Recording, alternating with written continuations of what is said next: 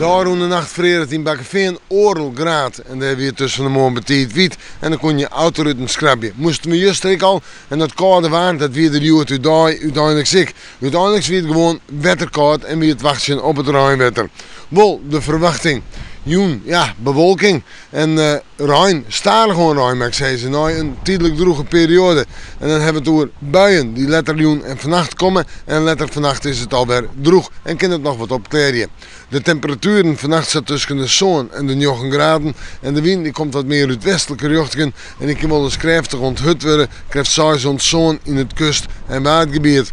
En dan is uiteindelijk de toon zetten, de yes-toon. Want morgen wordt het een complete yes-dag. We beginnen in de maand nog maar droeg waar, misschien even wat zinnen. En daarna komen de buien. Buien, we kunnen ze op tonger, we kunnen ze op windsteden. En de temperaturen morgen al 12 graden. Ja, de wind die komt uit west-noordwest, matig ontkrachtig. De krachtige wind natuurlijk in het kust- en waardgebied. En ik zei het al, in buien zit meer wind. We zeggen vooruit, nou allereerst waasje en tongensje en vrede natuurlijk ik nog.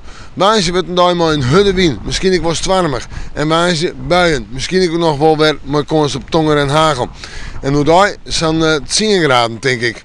Op tongensje, ik zijn 10 graden, wat meer zinnen, wat minder buien, maar droeg blijft het beslist net. En als we dan zeggen naar de vrede, dan hebben we toch wel een meer bewolkt waartype, maar ruim. Petiten flink wat ruim, wat ik al weer een wierte dag. We met de morgen, maar weer even in het waarsje.